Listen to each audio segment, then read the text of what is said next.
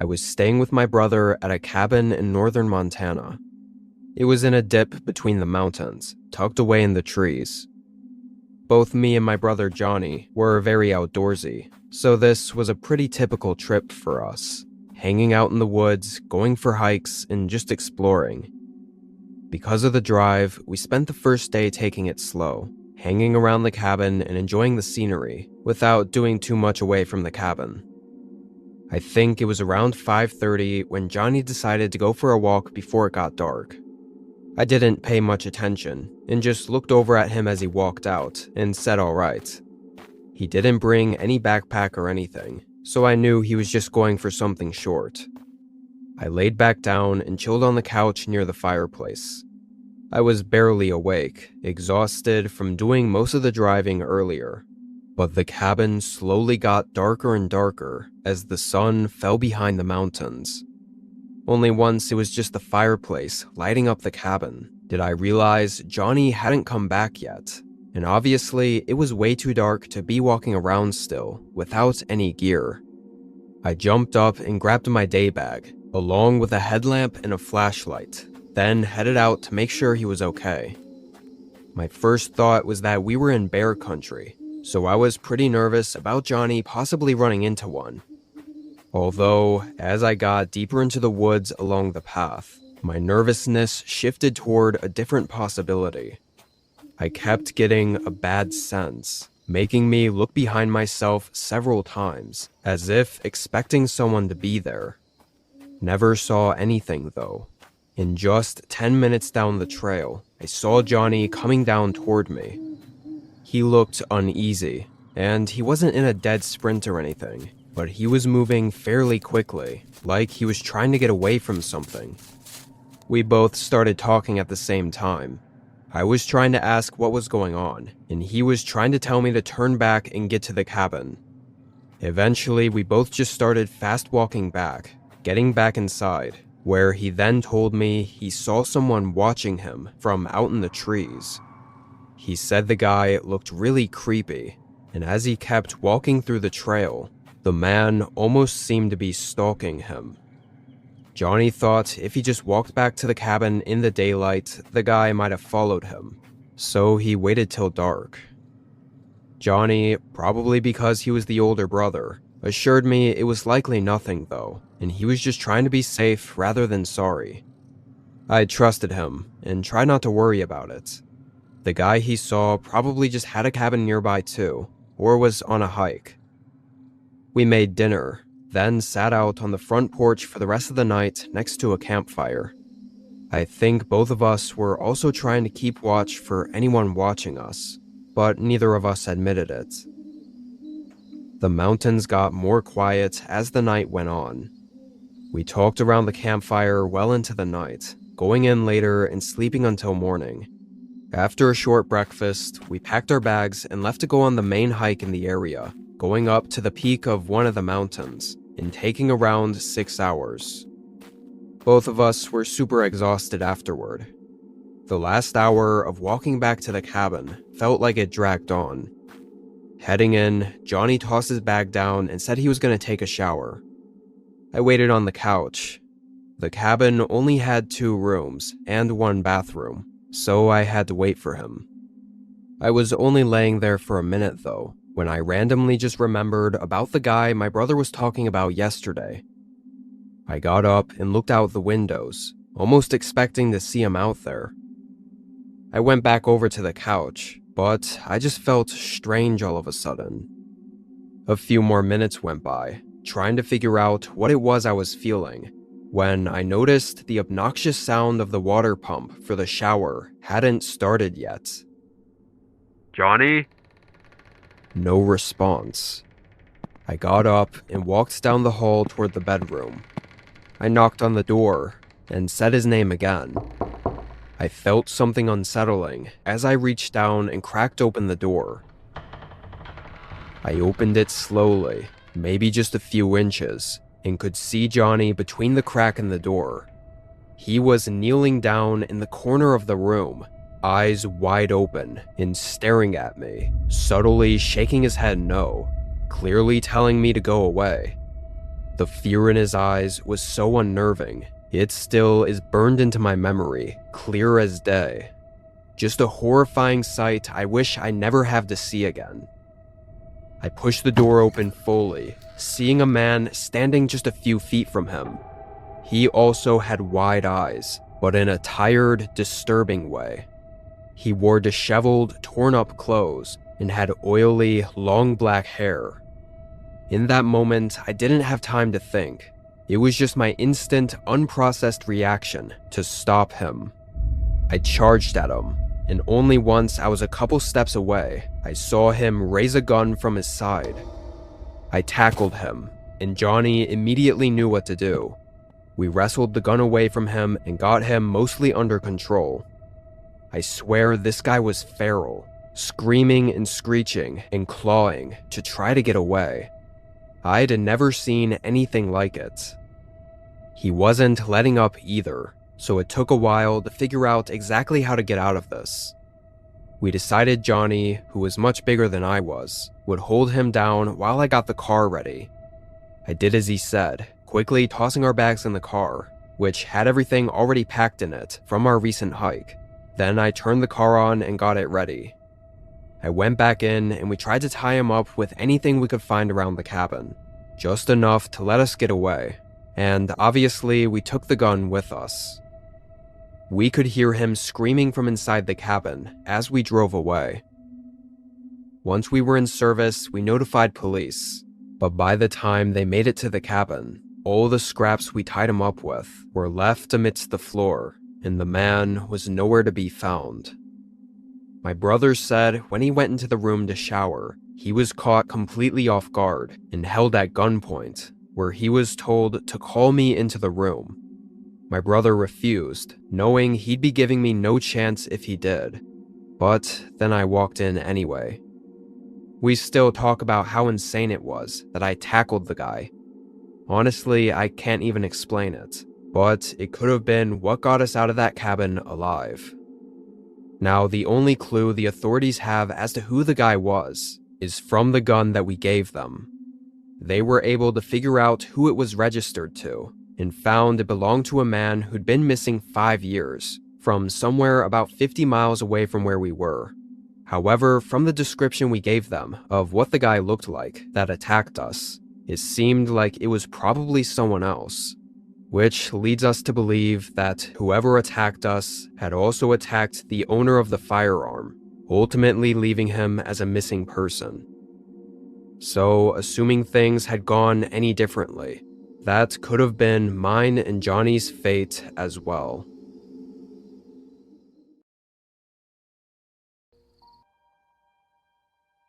This was a while ago, 2014, when I was taking a gap year from college to travel the US out of my car. When I got to the East Coast, my cousin offered me to stay at his cabin just south of the Appalachian Mountains. I took the offer, knowing it'd be nice to have an actual place to stay and take a break for a few days. The cabin was nice, too. Honestly, it felt a lot more like a vacation home. Definitely a more modern cabin than the tiny log cabins you usually find in the middle of the forests. I was honestly sort of surprised after seeing it that my cousin let me stay there for free. I started moving a bunch of stuff from my car into the cabin before I went back out to grab whatever was left over and noticed someone watching me.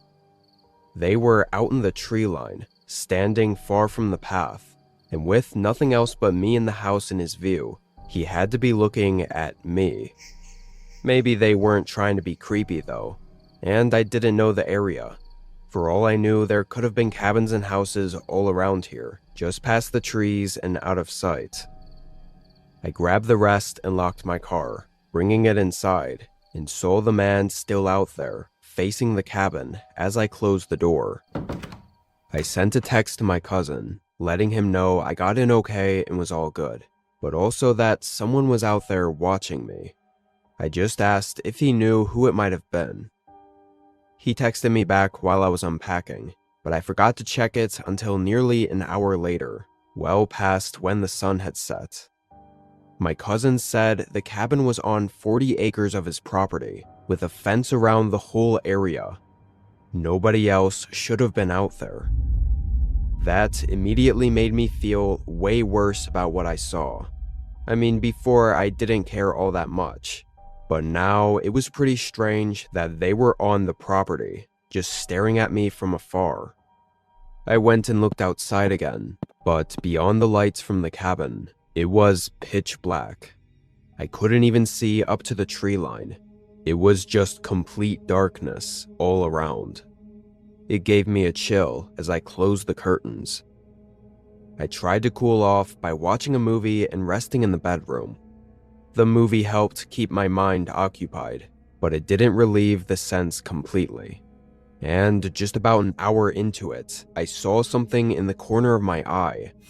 I looked, locking my eyes on the window, where there was a gap in the curtains. I thought I might have just seen something move over there, but now all I could see was my blurry reflection on the glass, and only darkness behind it. I quickly got up and started walking toward it, when there were suddenly footsteps sprinting through the grass. By the time I was looking out the window, I couldn't see anything, and could only faintly hear the footsteps going further into the dark. I immediately called my cousin.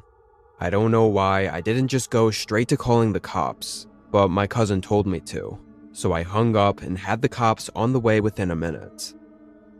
For how far out the cabin was, the officer made it there in a decent amount of time. However, the guy who had been watching me was long gone, and we both realized pretty quick that there wasn't all that much he could do about it. He couldn't go searching the woods, or really do anything at all, unless the guy showed up again and hung around long enough for the officer to come back. So I was left alone again. I really couldn't shake the uneasy feeling I had for the entire rest of that night.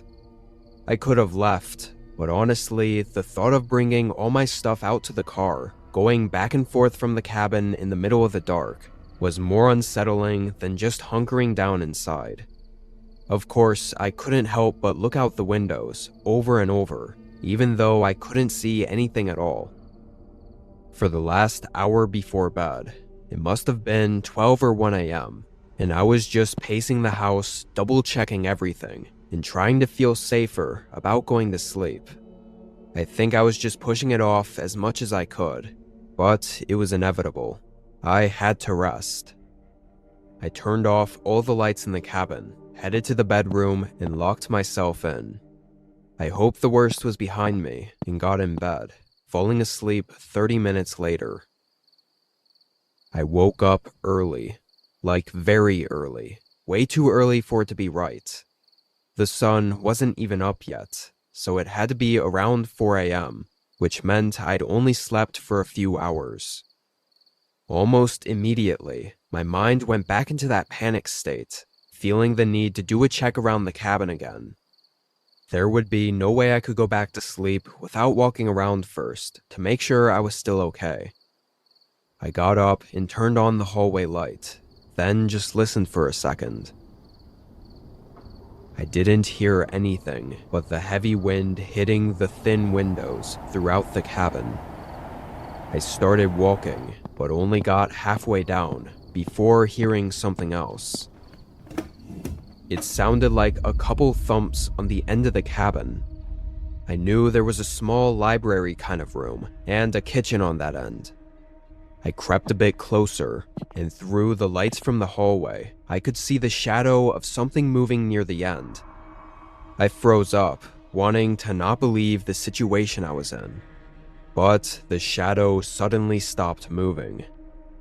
There was a few seconds, then it slowly started moving again, before a figure appeared at the end of the hallway. Just from the shape of the figure, I knew it was the same guy that had been watching me, the one I saw out in the trees. I turned around and locked myself back in the bedroom. The silence that followed was deafening. I thought he'd chase me, or try to attack me, or even break down the door. But it was just silent. I could hear my heart pounding. Then a few slow footsteps moved down the hall, right up to the other side of the door, and the man just stood out there. I clenched my phone in my hand, wanting to call for help, but thinking he might hear me and decide to speed up the process of whatever he had planned. So instead, I made the sporadic decision to grab my keys, open the window, and make a run for my car. I got in and sped away from the cabin. When it was all said and done, cops got there and found nobody. The man had entered from a window on the far end that had a broken lock. Whether he had broken it, or it already was, is undetermined. But the cops also found the bedroom door open. The lock on it was just one of those standard pushpin ones. Regardless, that meant the man was prepared to open the door, and was going to at any minute. So if I'd tried to stay there and wait for police, I wouldn't have gotten out so easily. What's really weird is he was there from the moment I arrived at the cabin, which likely means he'd been watching the place for a while, maybe waiting for me or someone to arrive. What he really was intending, I luckily didn't have to find out.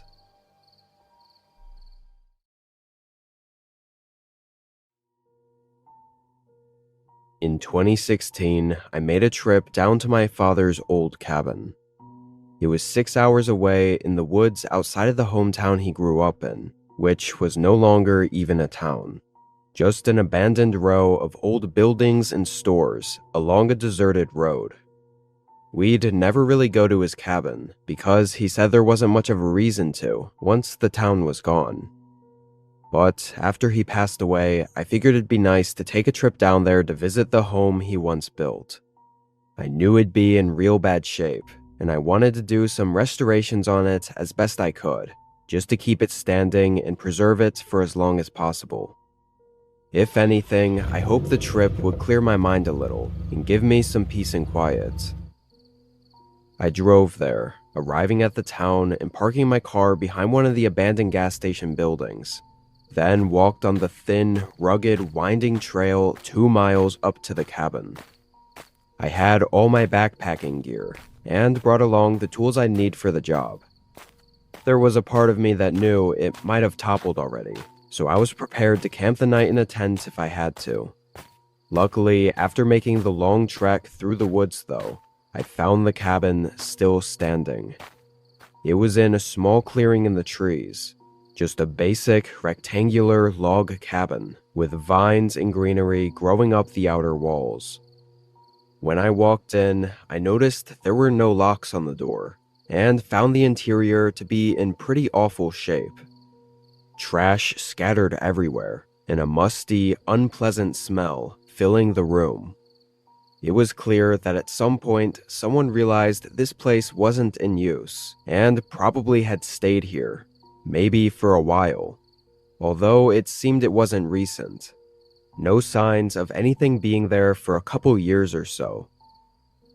I moved what I could into the corner of the room, making a flat space to put my stuff, and with the sun already setting, I unrolled my sleeping bag and just settled in. I should mention, although I didn't hear or see anything that night, I couldn't sleep for any longer than 30 minutes at a time before waking up with a strange, disturbing feeling. It made for a really bad night. I got up at sunrise, groggy and wondering if this whole trip was a mistake. I used my little camping stove to brew up a coffee, then took a walk through the woods to clear my head. It was still kind of dark, the sun only barely peeking out through the trees. A little ways in, I found an overlook, sort of a hill where I could see above the tree line. Thought it'd be a great place to watch the sunrise, but I found something else. I could see the abandoned town from up there. It was very far away, but there was a light. Looked like it was from a window in one of the buildings. I couldn't tell from that distance if it was from a house or a store, and it turned off suddenly a minute later. It made me worry a bit about my car, but mostly I was just surprised anyone else was around here. Likely, it was just some urban explorers checking out the town, and nothing to worry about, although it was a really big coincidence. I sat on the hill for an hour watching the sun come up, then walked back through the woods to start working on the cabin. First thing was to reseal and clean up the outside. I will say though, the whole time I was out there working, I kept getting that feeling, the one I had during the night. Every time I looked back at the woods, this eerie sense loomed over me. It took me a bit to really understand what it was that I felt, but eventually I managed to grasp what I think it was. I felt like I wasn't alone. I kept working, but constantly looked over my shoulder. The possibility of anyone else being out here was genuinely impossible. The abandoned town, sure, but here, some random woods with nothing but a decaying cabin. I thought I must have been on edge for reasons that were beyond me. Once the sun was going down, I headed inside, testing out the old wood stove. These things seemed to be undying, as it fired up no problem and warmed up the cabin. I sat near it and just watched the flames, listening to it crackle as I thought about everything. My dad, this trip, just life in general. But sometime later in the night, the crackles in the flame were suddenly accompanied by a similar sound. Cracks and crunching coming from the front of the cabin. I turned my head and listened. I only managed to realize it wasn't a wild animal and was definitely a person just as they got up to the front door. The wood stove suddenly felt like it was 1,000 times louder, preventing me from intently listening to whoever the hell was outside the cabin. Then they knocked and called out a name that made my whole world stop for a moment. The man called out my dad's name. It felt like it just took hold of me, making me stand up and walk up to the other side of the door in complete shock. How did he know my dad? I couldn't resist calling out and asking who he was. The man outside hesitated. I think he knew after I spoke that I wasn't my dad. I'm an old friend of the man who built this cabin. Was hoping I'd get to see him again. The unknown man spoke. I got a little closer to the door, the urge to open it and have someone to talk to about my dad, to hear stories and everything. But still, something kept me from opening it. Why was he even here? I asked, and the man said he lived in that old town. After thinking for a second, I decided to share that I was the son of the man he was looking for, my dad, and he had passed away. The man behind the door paused. I'm real sorry to hear that, kid. Wish I could have seen him one more time. Initially, it felt nice to hear that, but I quickly sensed something was off about the way he said it. Something in his voice. It wasn't the sadness I was expecting from someone who just found out they lost a friend. Before I could say anything, and almost like he knew I was thinking too hard about it, the man continued talking. Why don't you open up and we can have a chat? It's real cold out here, son. Would be nice to share that fire. Although he talked very slowly, I sensed an urgency or a lack of patience in his voice. Something in me felt he wasn't being truthful, that maybe he wasn't who he said he was. Sure, he knew my dad's name and was in the town he used to live in, but how did I know he was really a friend of his? Still, as I was thinking, I couldn't find what words to say next, and in my pause, the man asked again for me to open up. He knocked on the door again, a little harsher. His voice grew less kind and more demanding. I took a few steps from the door, backing away. Kid, open the door. You gonna let me die out here in the cold? That what your father would want from you. My heart began pounding as I dug into my backpack for my hunting knife. The man continued hitting the door and yelling subtle threats, discarding the fake identity of being a kind, harmless friend. This went on for much longer than I could keep track of. It felt like it never ended, some continuous nightmare. But suddenly, the man punched the door in anger, and it was followed by the sound of his footsteps walking away, going back into the woods. I stayed up all night, mind racing as I waited in fear. But when the sun came up, and with no signs of him around, I hurriedly packed my bag and ran from the cabin. I got really lucky, finding my car untouched, still well hidden behind the crumbling gas station. I fled from the town and drove non-stop back home. I was hoping with that trip I'd get some answers, or come to terms with everything, but honestly, I'm just left with more questions. I realized I never even really knew why my dad moved away from there. I guess I assumed it was because the town was dying off and everyone else was leaving, but now I think there was probably more to it. And maybe there were other reasons that he'd never brought me back to his cabin. I don't know why that man was still around there, or what he really wanted from me, or how he even knew my dad at all. But something tells me he didn't have any good intentions that night. Had I let my emotions get the better of me and opened the door to invite him in, I genuinely don't think I ever would have made it out of that town.